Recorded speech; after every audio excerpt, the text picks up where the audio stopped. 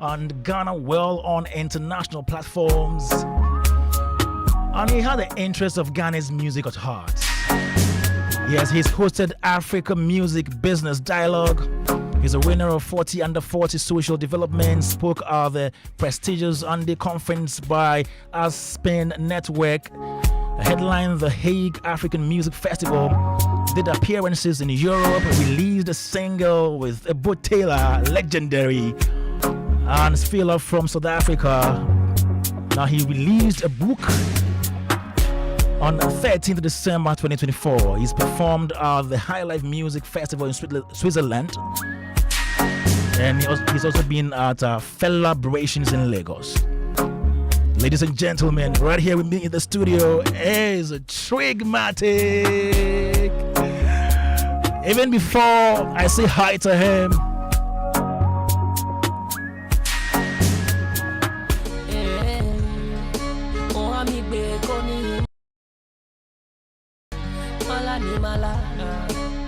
nobody knows tomorrow.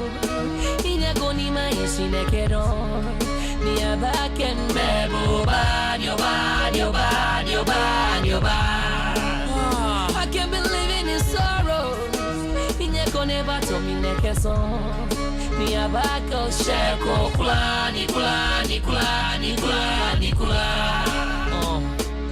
And I'm like, off the future, the life is now. It's not about getting rich, but the question is how. Without Christ in my life, I'm like an empty vessel. And if the word were God, like the MJ dance, or maybe fall victim to some devilish plans. But if I go on my knees and I pray to Jah, He will protect I, take me out of these bars.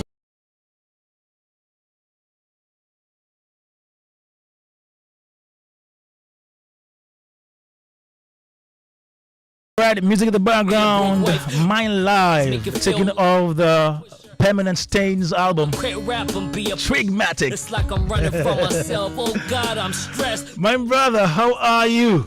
I'm great. Yourself? Fantastic. How do you feel anytime you listen to this song? It's quite fulfilling. I mean, and it feels good. When I look at the story behind the song, it just it only makes sense that it's still playing and still sounds fresh because it came from within. I remember recording the second verse, without writing it. And wait, the second verse you did not write it? Yes, I didn't. So I didn't put pen on any paper. I just went into the booth and I recorded the second verse. I had done only the first verse from the house. I didn't even have the chorus. So the song didn't have a chorus. So it was when I went to the studio, because of the vibe and everything, I told Bones, I said, Bones, turn off the lights, put on the mic, and I'll just be in the booth, and whatever comes, record it. So the hook or the chorus came freestyle, just like the second verse. Yeah. One take? One take, yes. One take. So I started off more as a freestyle artist back then. That was what I used to do, and because at the time I was a battle rapper. That's how you started. That's how I started. Yeah. So yeah, it was easy. Before we continue, we also have Uncle Ken right here. He's a broadcaster and former artist manager. Uncle Ken, hello. Kwame, you every week you change my And again, welcome. Thank you. Good afternoon. I wanted to come early and sit here and listen to Trig. Exactly. Because he's one of the artists I really like. Thank you. I followed him for a while. And yeah. I tell you what, he's talented. Very. Very, very talented. And he's here today with us from now to 6 p.m. Nice one. Trig, so how you started? From rap battles, right? Yeah, rap battles, yeah. So, why did you consider getting into music commercially? Music has always been a part of me, and I say this because people who know me from my primary school know me for music. So that's how far back I take it. I remember we formed a group, myself, Yvonne Nelson, and one other Wait, yourself? Yvonne Nelson and one other guy. We had a group. The group was just like Fugees, and we used to perform. What was the name of the group then? I can't seem to remember, but this was a long time ago. Wow. I'm sure as the interview goes on, I'll try and I'll message her and see if she can remember the name. Yvonne Yeah, she was a musician. Yeah, she used to rap. Okay, I understand. She rap. She would do some small hooks, and she was like the Lauryn Hill of the group. Wow. And I was like the Wyclef of the Yeah, group. man, Wyclef Jean. And we used to have fun. Then at the time, and I have this in another book I'm writing. Okay. How I think some time back we really understood artist development, because at the time there was Cheche Kule, there was Fan World, there was Kid Fest, and these things harnessed the talents that we had. So when I left Yvonne and the other guy, because I still wanted to pursue music, I went on Fan World with another group. I joined another group and went on Fan World. At the time, when Fan World was on, we saw the Tinies. They were still on Fan World, not as tiny. Yeah. And then also Coded of 4x4 fame. Right. There was another guy and some of the big names now. So clearly artist development is very, very important, and that period really helped me. Then when you go to the high schools, you have the Recognize. There was this one they used to do at trade fair. We'll jump walls and try and go in and go and see if we can perform. And then at the time also the media houses had their own events. Yeah. And there was a time Top Radio had their street carnival, Joy had theirs, Vibe FM had the carnival, and then Osu, the Oxford Street, was like the hub for that. At the time, Accra was like a proper music city, and these stages help grow the interest. Yeah. I was lucky to come from a house where it was very liberal. My grandmother was very open to whatever, and I don't know what my granddad used to do, but we used to have entertainers visit the house. Okay. So I remember at a very young age, a Komaika came to the house, and I don't know what he saw, but I remember very well that he told me that I would become a great musician in this country. Because whenever he came, I would go pick his guitar and play around with it, and sometimes he would take me around. He would buy stuff for me, ice cream, all this. I was a little kid. Everybody in my neighborhood knew I would do music, because at every event, even if it was an outdooring, I'll come there and I'll cry for them to give me a microphone. Wow. So that I can do a thing or two and to be heard. And then around the time it was Groove FM started like a freestyle segment for artists, which I used to participate, and then Vibe also came with theirs. Then I used to be like a serial caller. Interesting. So I used to be like a regular caller on a show, that anytime they open the phone lines and I say, "Oh, this is Trig," they know that it's me, but they didn't know me for a song or anything. You're contributing. You're contributing. So they started a freestyle thing every Saturday, and then every Saturday I will call and I will freestyle, and it used to blow their minds. And at the time it was the comm center era, so you rush to the comm center, quickly be there by 11:45 and make sure that the guy starts calling, so that your call will go through. Fast forward, I went to visit a friend at Legon. I really didn't think commercial music at the time. We wanted to be heard all right, but we're not looking at albums and all those things. So I went to visit a friend at Legon, Abbas, and he said, "Oh, I have an interview." And I said, "But how you get interview? What did they go do?" And because we used to all rap together in high school. And he said, "Oh, on campus there's a radio station, and they've invited me to come and rap." So I went with him, and at the time DJ Mo was the DJ and the presenter. And he said, "Oh, but your friend looks," and I used to like hip hop. So it showed on me everywhere I went. I'll sag my pants, wear either like a basketball jersey or big t-shirt, have my do-rag and have my earrings. So it was like, your friend looks like a rapper. And then my friend said, "Oh, he can rap." That was it for me. When he opened the microphone, he will put a beat, I will rap. He will change the beat, I'll rap. And then students from campus actually rushed to the station to want to see, because they listen on campus. They want to see the person. And then a lady came and said, "Oh, I also have a radio show on Vibe. Can I put you on so you can come and do the same thing?" And I said, "Yeah, why not?" And I said, that was actually the first time I said my name was Trigmatic. Okay. But at the time, before that, how were you? Trigali. What? Trigali. Some people used to call me Toro. Some people used to, but I like the trick thing was always there. Yeah. And then eventually became Trigger. But then Hammer released Trigger, which was Queen Trigger, a different guy, and who's my friend. Okay. And then Trigger Bema also Trigger came. Bema, yeah. Yes. So I'm like, Charlie, the triggers are becoming. They are triggering too much. So when Mo asked me what's your name, it just came. I was like Trigmatic, and that was it. Wow. You know, and then one thing led to the other. Jay Foley was a producer at the time. He was a beat maker, learning under Hammer. I was Hammer's protege. So I was calling Foley from 2000, and he won't pick my call. So he picked my call 2003. 2004, I had finished high school about a year or two, and then when he picked my call, he said, "Okay, well, we are recording somewhere in Teshin. If you can come right now, we can put you on a song." And trust me, that was all I wanted to do, record. So I rushed that night and met Foley, only for him to record me doing an intro and an outro. And he became a thing. Like, he would never record a song for me, but he would say, "Let's do an intro, let's do an outro."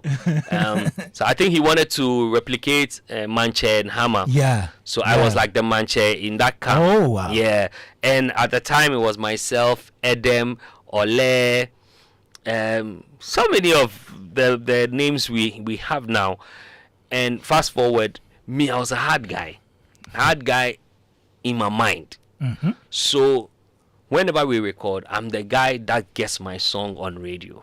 Wow. And I didn't know anybody on radio, but I'm the guy. At the time, payola wasn't the thing, but it was there. But you can give things like fried rice. So you were giving fried rice? Yeah. You know, just to say thank you. You know, you take a box of fried rice or chicken and chips. It was a big deal. Yeah. It was a big deal. You know, Papaya had just come, and it was a big deal. A lot of people have their mothers today and their fathers today because of junk food. You'll be amazed, you know. Yeah, a lot of our mothers left our real fathers because they could not give them junk food, you know.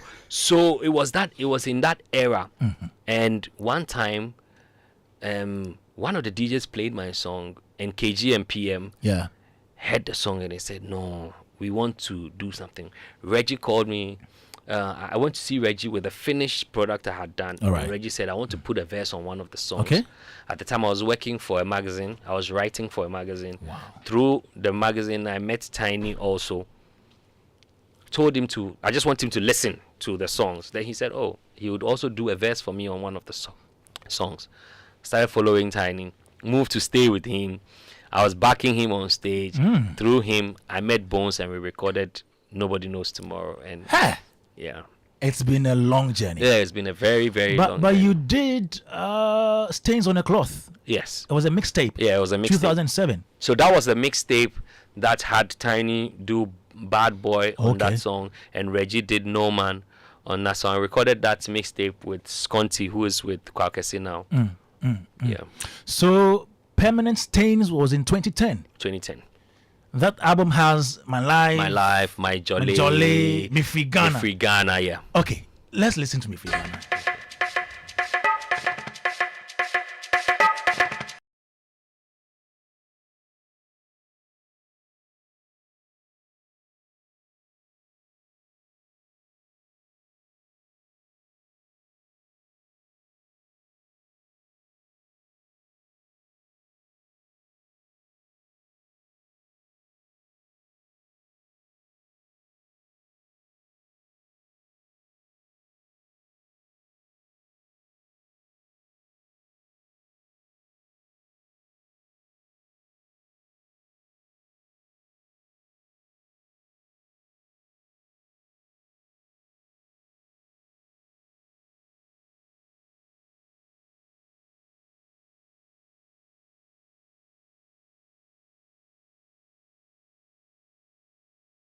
FM, me free Ghana, right there, me free Ghana, Trigmatic. You know, apart from your hip hop side, with this song, I could hear some traditional musical elements behind. You know, whose idea was that? A bit of mine and Bones as well. I listen wide.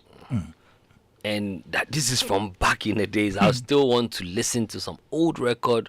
I would still want to hear, some traditional music. And from my mom's side, there's a traditional cultural troupe. Okay. So I know some of these folk songs and all of that. So it's always been a part of me. Okay. And I remember when doing the songs, I told Bones that I actually wanted the actual drum played. Okay. And but we couldn't achieve that. So you improvised? Yeah, we improvised. Yeah. Wow. So far you have 5 albums. Yes. So apart from Permanent Stains, you have Matic Solutions. Yeah. 2011. Yes. Matic 2017. Yes. 2007. Sorry. 2007, yeah. Or am I mistaken? No, 2017. Yes. Then Eighth Element. Yes, 2019. And the last one is. Well, it was an EP I released. Okay. Yeah, Okay. called Pipeano. Pipeano. Yeah. What is that? Because I recorded the whole EP at Pipeano in Takrady. Oh. Yes, I chose to call okay. it. So Pipeano. Yes. A place in Takrady. Yes. Interesting. Which of these albums would you say has given you your biggest break, if you like?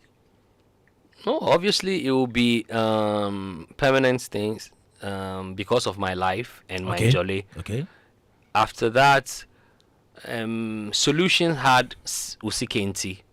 Sikenti, yeah. At the time it took Record of the Year. Yeah. It was a good one. That album had a lot of home sound. I was transitioning into the balance between the hip hop and high life. Yeah. And then, but my favorite album is Eighth Element.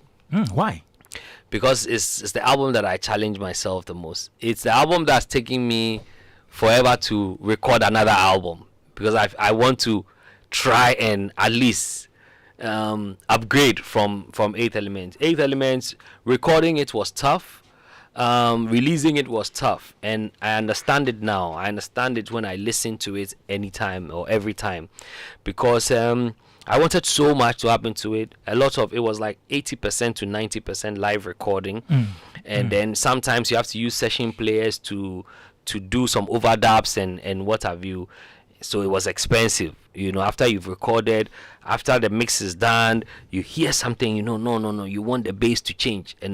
One of the songs, for instance, my song with Riala, I chased Riala for about 2 years. Hey, 2 solid years. Yes, and we performed together on one stage, and I said, today, you could do them. Today, dear, even if you just take the vocal and we'll carry it and place it on the beat, and she was like, okay, cool, tomorrow we can record it.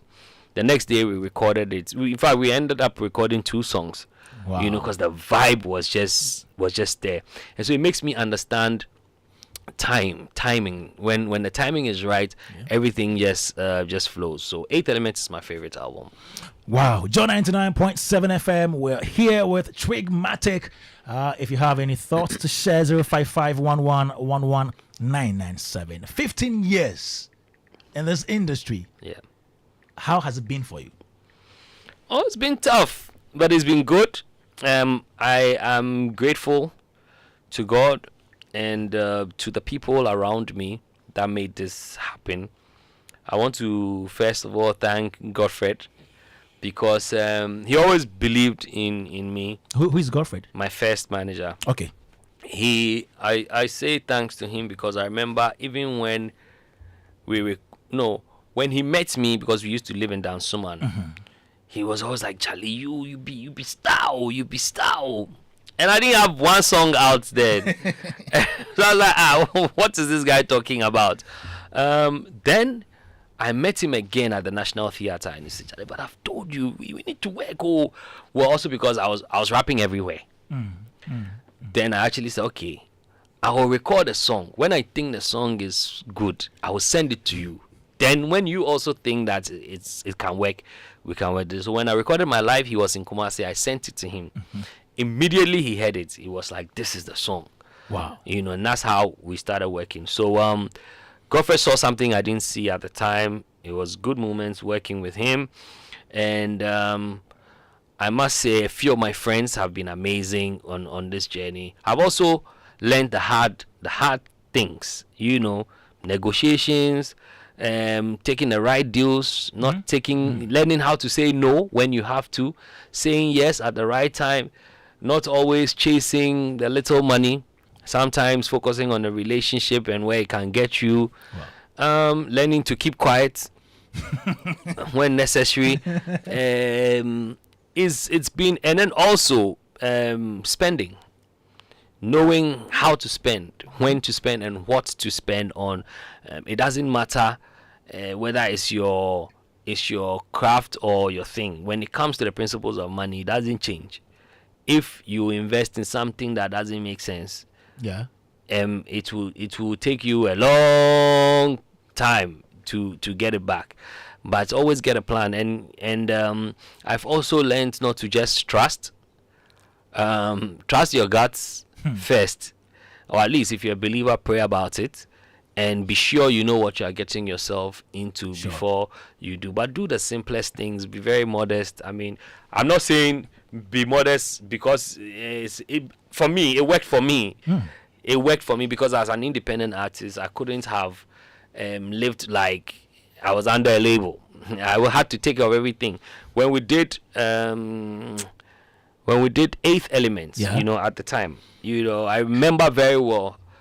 I told my manager now, who's Antoine, I said, "Bro, we need the money for this.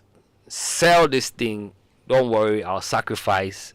Sell it, and let's shoot a few more videos, And it paid off because I believed it will. But there are times I've also said no to certain expenditures. I'll say, "Oh, this one, forget. We no go do," And then this time I was talking about my car.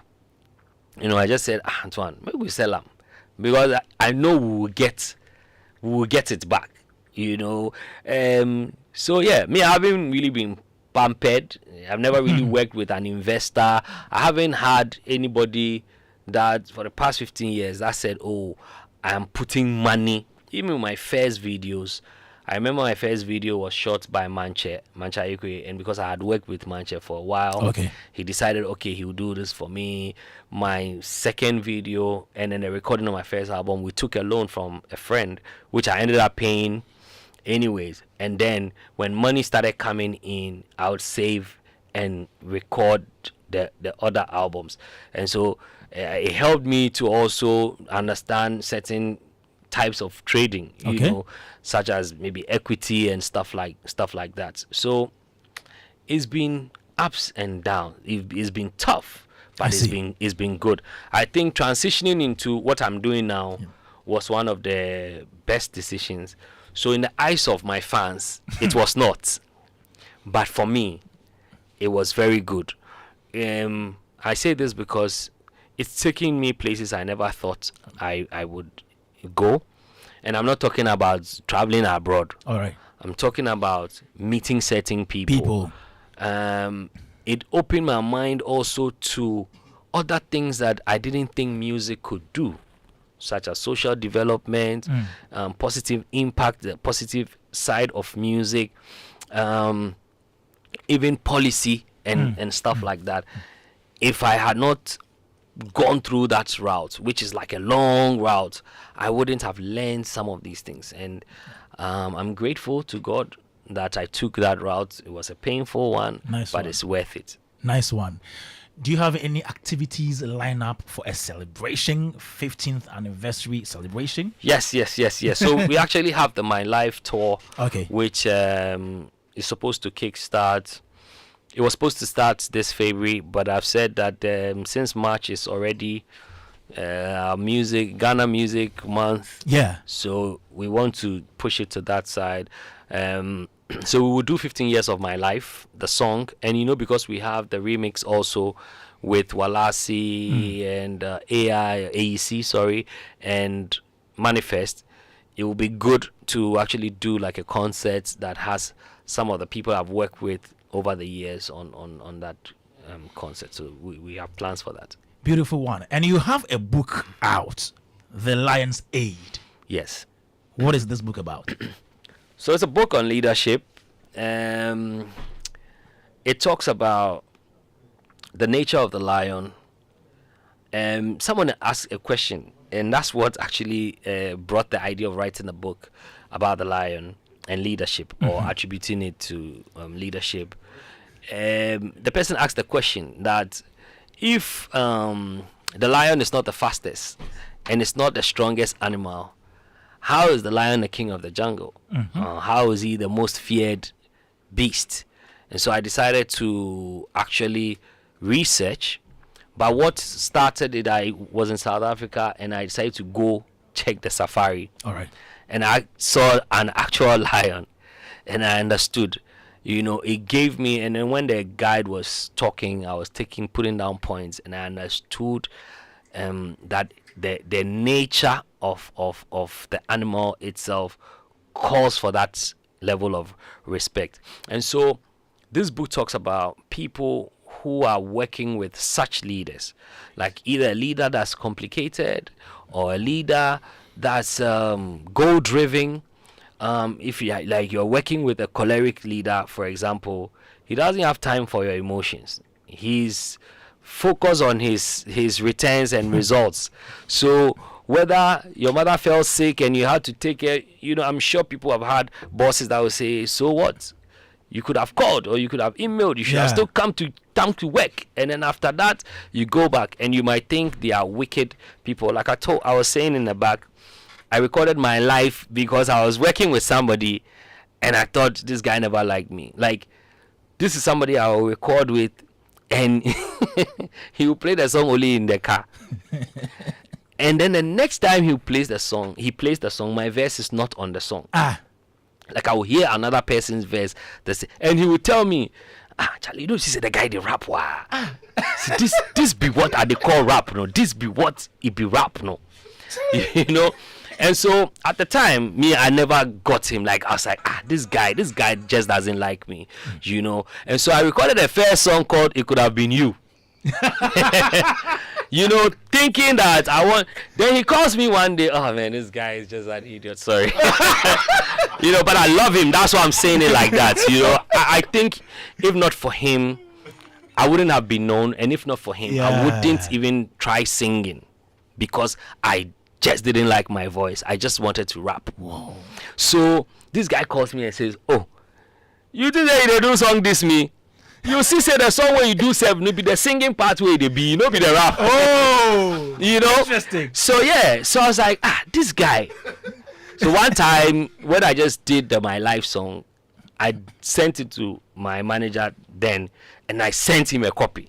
I intentionally sent him because I wasn't going to release that song. It was a slow song at the time. Bumper to Bumper was the banger. I wasn't going to release that song, so I just wanted him to hear it. And then when he heard it, he just said, "Boy, ole money jibo, boy, olaje. This thing you should do, being go blow you." If you don't go sing there, say you sing the chorus, they be. I know say they insult me, but I know they care. And with time, I've come to accept that part of me, and today we're. So it's like following such leaders. People will walk away. A lot of people walked away because at a point we're staying with him. Very complicated. Hey. You say, go buy fried rice. You bring a fried rice, you say, but say my fried rice, I know they like onion for inside. I know they like, but I'm not the chef. And so most of the guys left. And most of them left embittered. But I stayed through. And then I also, after that, I met a man that I realized that had loved me beyond the word itself. I met another man like that, and he happens to be my pastor now. Oh, okay. And I say this because when I was in Flamingo, I was like a very small space B, but he would come, he would sit on the bed, we would chat, and we would not talk about church. We would talk about, regular lifestyle. Sometimes I even tell him some of the naughty things I'm doing, and like there was no form of judgment or talking down on me or anything. Then I started working with him, and I realized the other side of him also, but I've learned to work with people, and I've come to understand loyalty and love for leaders. It doesn't matter how we think they are evil, but the thing is that always ask yourself, what do they stand for? Once we understand what they stand for, we will see their priorities, and then we will align with those priorities, and they will in turn begin to pay attention to us. No leader would use their time or waste their time on a follower that doesn't align with their goals or their vision. Every leader would want a staff, a follower, an aide that understands him. Sometimes they say, leaders love the people who, even when they are making mistakes, they will still say yes sir. But the issue is not in the saying of the yes sir. It's just them thinking that you align with their vision, with their thoughts. Even when they are wrong, you don't go correcting them in the open. There's always a moment. There's always a moment. Sometimes the lion is also very vulnerable, and so when a leader is found in a vulnerable state, sometimes you can be with your boss. I remember there was a boss I used to work with. One night he was doing something and I caught him. You caught the boss? Like I caught him. He was doing what? No, I can't say. But I caught and I think he waited for some time to hear if he would hear it from another person, and he didn't. I was there one night. I used to be a night DJ, so he called me and said, Charlie, we want to move you from the graveyard session and put you on the weekend show. Would you like that? I knew he was trying to buy me. And I said, oh, yeah, why not? But then he said, do you drink? At the time I was. And I said, yes. So we went out. And anybody that saw us out was like, hey, they roll with this. They roll with it. Hey, why now, dear? So in the conversation, he said, I was observing. I know you saw me that night. And I was observing you. I was hoping, I was praying that you won't tell anybody. And I have not heard it from anybody. And to date, they said there are things you go to the grave with. And to date, it has stayed with me. And I still see him in town. We talk and we vibe and we laugh and everything. And so it's also about learning to cover your leader when the need comes and stuff like that. So that's what the book covers. All right, Joy 99.7 FM, Showbiz A to Z. We have Trigmatic in the hot seat. No, it's not a hot seat. In the seat. We also have right here Uncle Ken, Chief Moomin, and Kwame, who is hosting the Vital Milk Love Night on 14th February. Now, let me get to my panel members and take a word or two regarding all the things we've said, spoken about with Trigmatic. Let me start with Uncle Ken. Uncle Ken. Yeah. Trig. It's good to see KB. Yeah, KB in the building. I haven't seen him for a while, I have a son.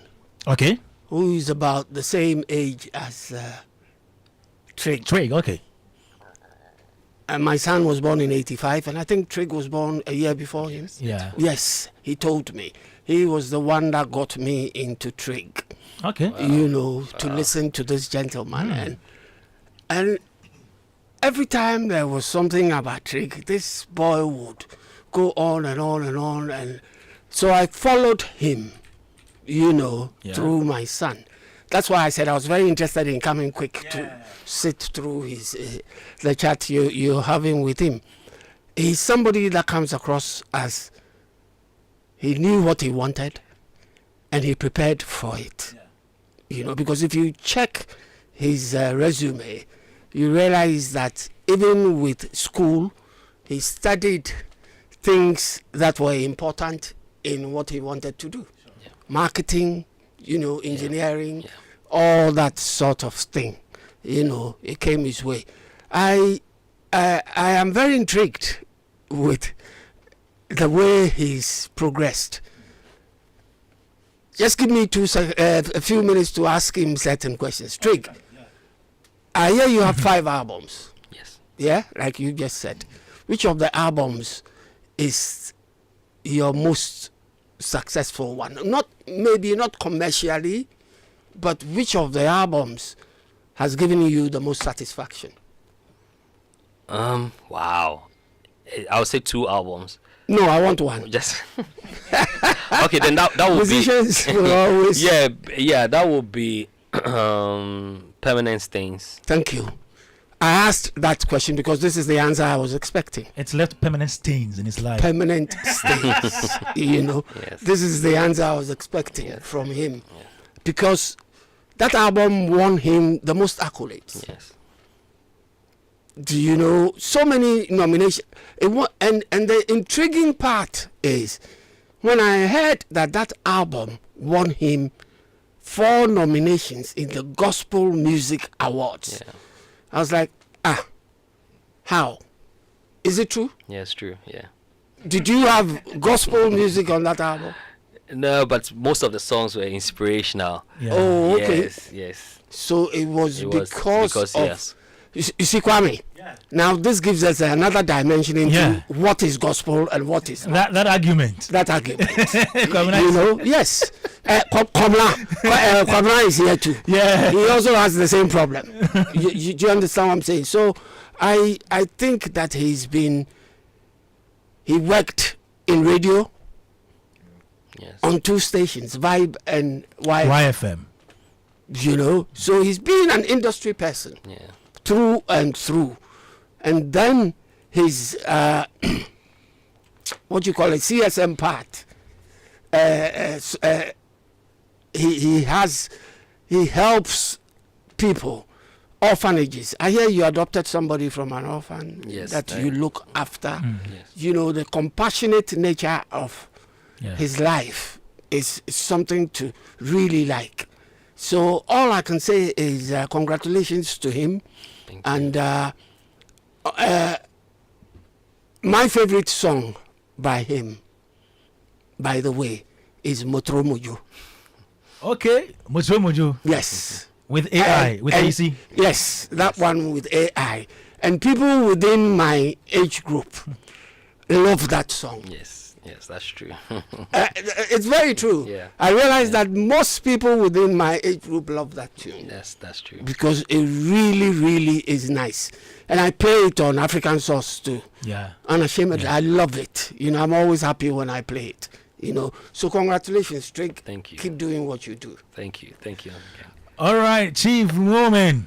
Yes, sir. Are you triggered by Trig?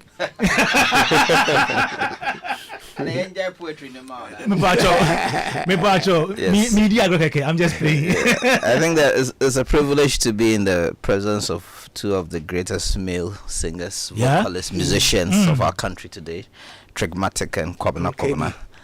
Both with very great voices, you know, that can be used for greater good.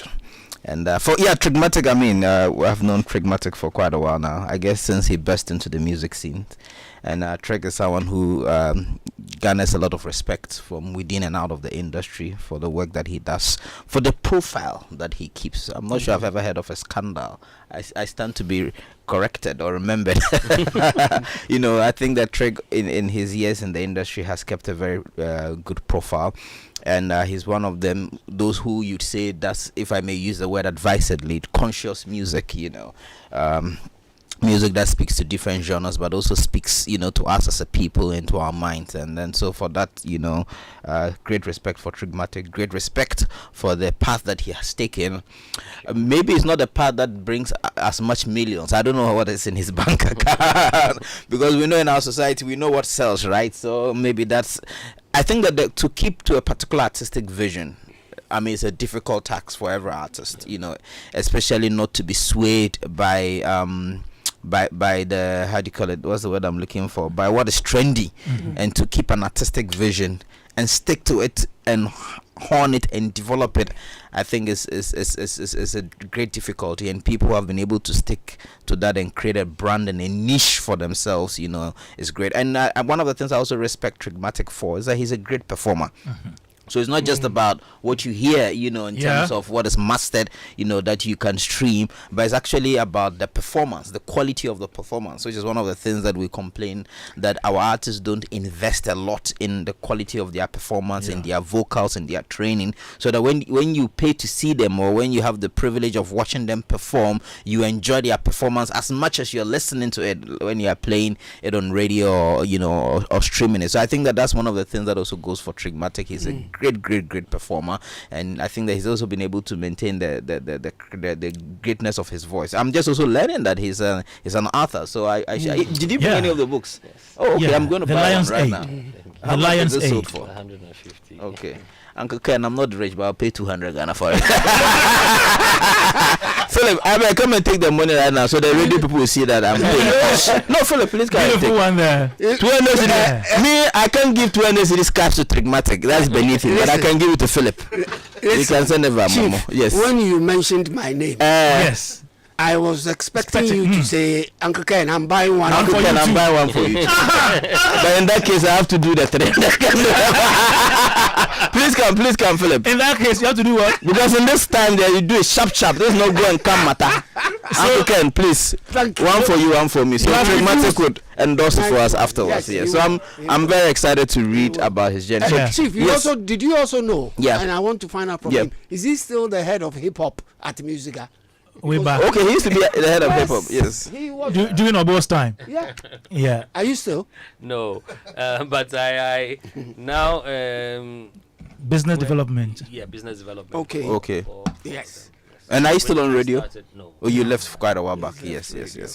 So Trigmatic, big ups, and as you may know, now I'm into a little bit of music myself. you need to get into music. And so I mean, not as a performer, but as a writer composer. Yeah. And I think that I'll be looking forward to working with you as we work to create more albums for the global market. So respect, my brother, and nice sharing the space with you today. Chief. Charlie. Let me get to Kwabena. Bruh, welcome to the show. Oops. Thank you so much. Vital Milk Love Night. Are we getting ready? Of course we're ready. Yeah. We're ready. I mean, always ready. It's Valentine. Before we get into that proper. Right. Trig is here. Do you have a song with him? Yes, I do. Okay, how many? One? Yeah, we have a track together, and I think it's one huge collaboration, and it's a song I really enjoy a lot because of it's very inspirational. Yeah. It's called Focus. Okay. It's on the Famisa album. Yeah. Oh, nice. I just saw it. 2022. He has just released a book, The Lion's Aid, and he's celebrating 15 years of being in the music industry. Amazing. Yeah. I'd say Trig is always like let me say that guy. Yeah. Let me put it that way. That guy. He's done so much. I mean, his works is out. I mean, his works are out there for us to all, witness what he's actually contributed. And so at this point, I want to say a big congratulations to you, brother. Thank you. Huge congratulations, man. You've done a lot, bro. I mean, and it's worth celebrating. So yeah. All right. Sorry, please, one more thing. Okay. I heard about his youth empowerment, venture. Okay. And also read somewhere that he was awarded by Prempeh College. Yes. For his. Did you go there to school? No, I didn't go there. They just gave me that. They just gave you that award. Yes. I think because of the involvement in the youth development. Wonderful. Yeah. Wonderful. All right, Joe 99.7 FM. This is Focus. Kwabena featuring Trigmatic.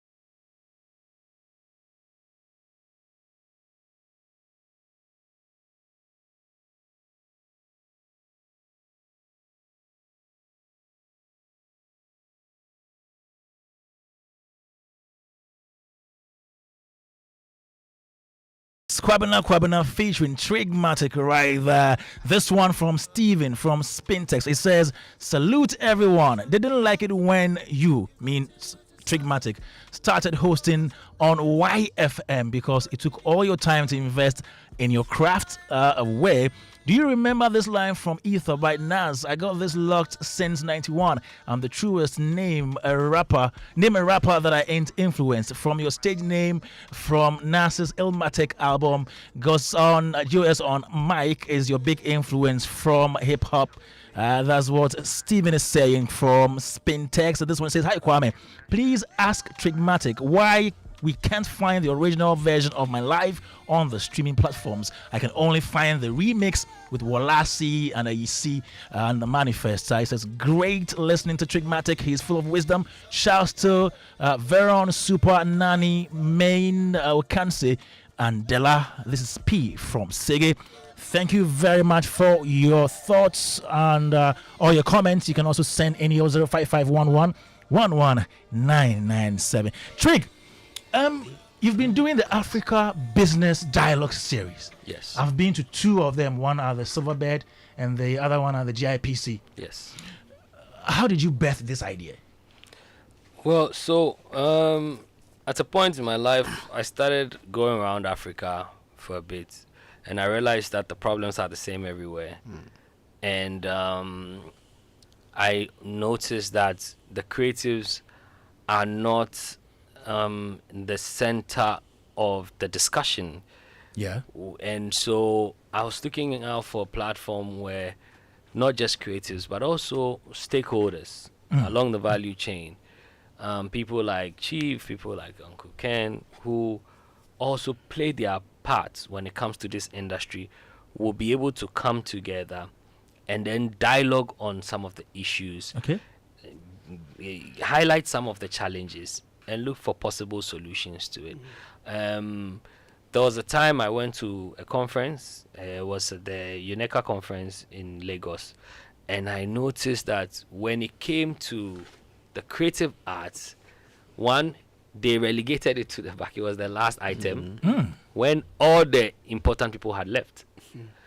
So I remember in my speech, it was off the script, but I did mention that the very important people here, which are creatives, because they were using screens, there were artworks all over, there was music playing, colors, and obviously artists had taken charge.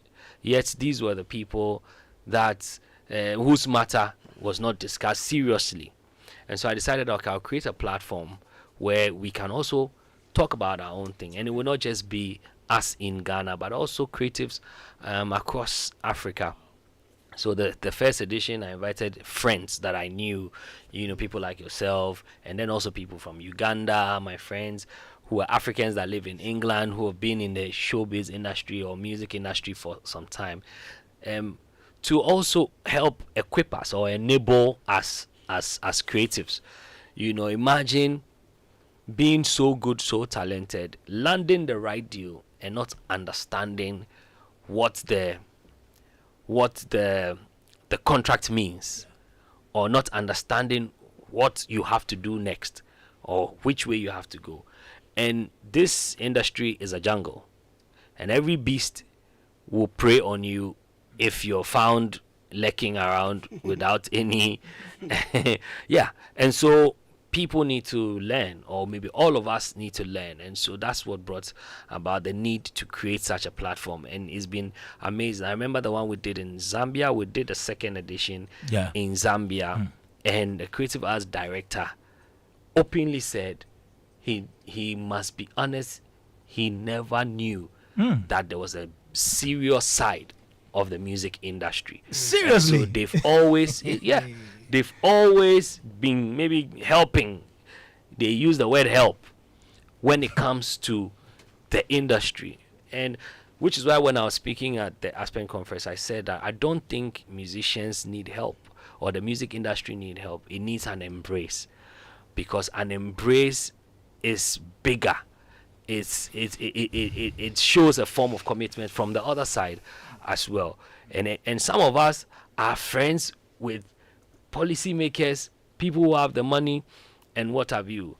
And because they don't hear us talk about the serious matters, they sometimes they'll do little offers for you because you're a friend. Oh, chief, when is your next production? Oh, yeah, come by the office. Maybe they meet you, talk to you. Oh, give you a few CDs here and there.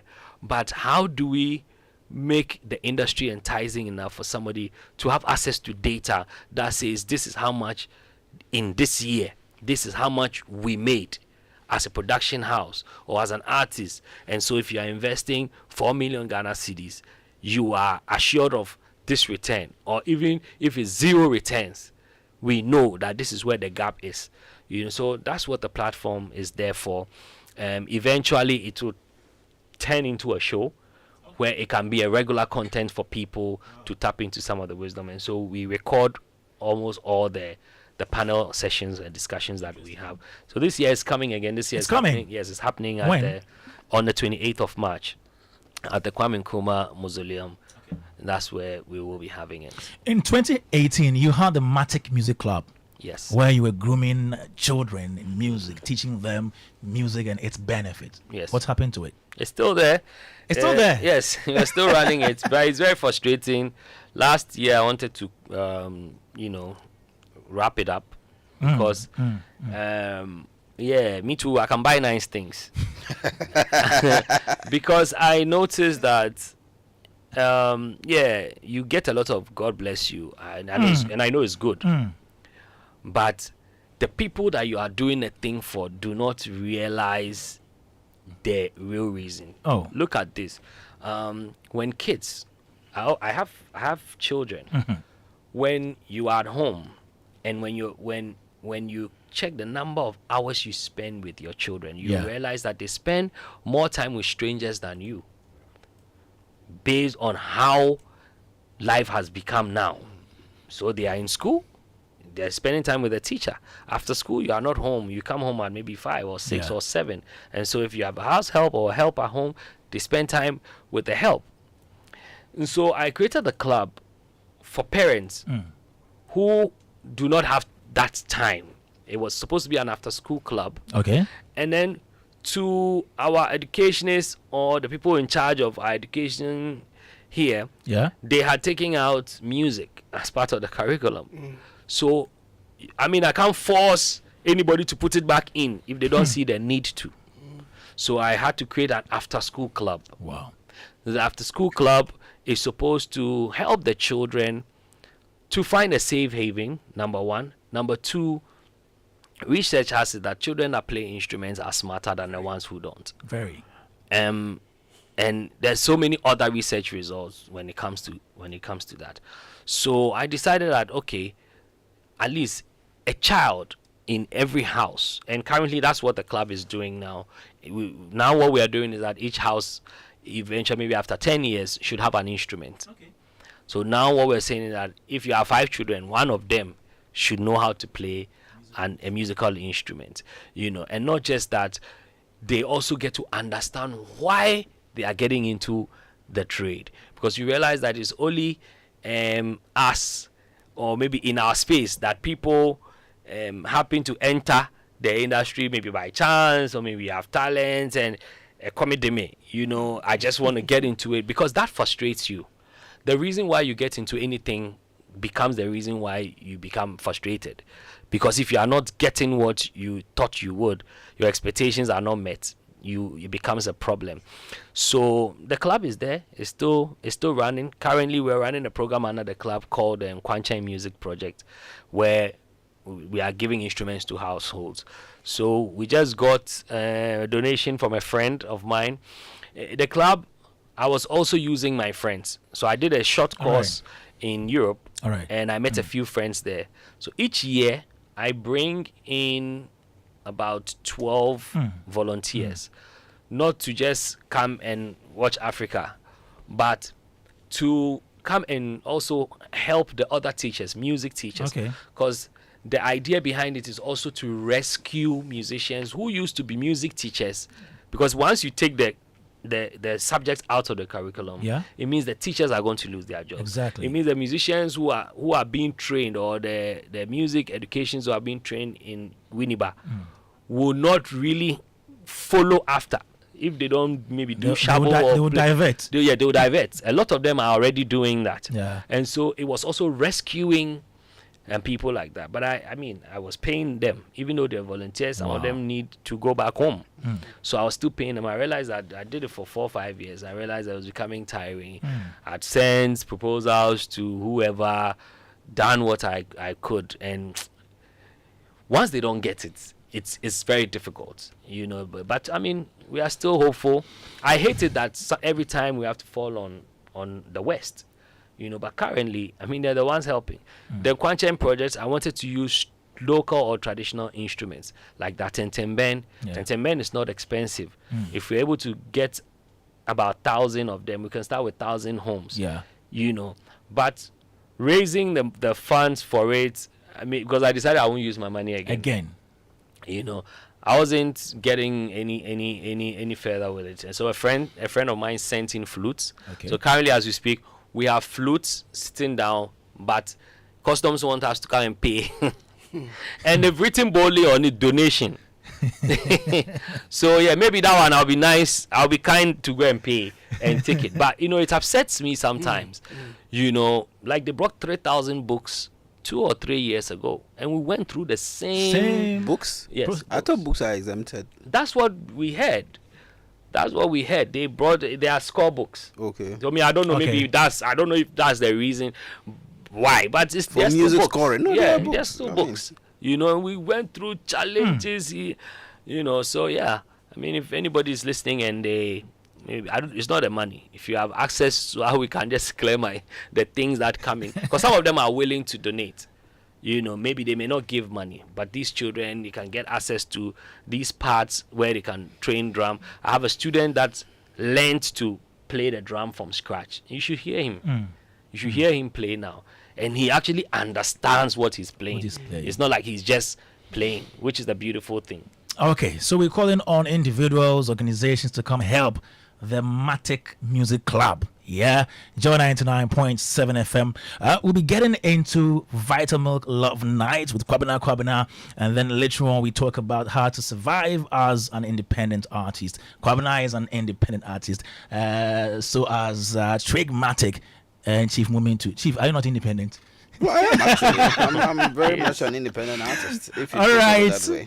Joy 99.7 FM. When we come back, we get into the discussion. Odoye with tea bread. You see, Valentine's Day is coming. And this season, I want something specially different. What? Well, Roverman Productions, in partnership with Joy FM and National Theatre, is giving a special package in the Roverman Valentine's Fiesta. Sir? They are showing 2 amazing plays over 2 days. Bananas and Granites on the 14th and Naked in Bed on the 15th. The times 5 p.m. and 8 p.m. for Friday the 14th and 4 p.m. and 8 p.m. for Saturday the 15th. Oh, it's only 300 cedis for a ticket per show. Yes, at the National Theatre in Accra. Tickets? Oh, just use the Rover app or dial *365 *535 #. Simple cry. Hey, babe, so will you get the ticket? Oh, yeah, sure. Oh, thank you. You're such a darling. I love you. Mwah, mwah, mwah. The Roverman Valentine Fiesta is sponsored by Corba, Tilly's Tea, and OCM Cereal. Roverman Productions. Be the difference. There's going to come a time that the church will rise as the highest of all the mountains, and saviors will be raised in the church to deal with the world system. And let it be now. We need to have a national focus. We don't have to lose this ambition, or else we work against the Great Commission. They are equipped in righteousness, the agenda to possess the nations. Welcome to an equipping center of the word and prayer on Pentecost Hour. Pentecost Hour comes to you on Joy 99.7 FM every Sunday at 1:30 p.m. Hits FM on Mondays at 5:30 a.m. and Joy Prime TV on Saturdays at 7 a.m. If home is where the heart is, then let's go home, shall we? Let's go where the entertainment is, where the passion is, Where the laughter is. And sometimes even the tears too.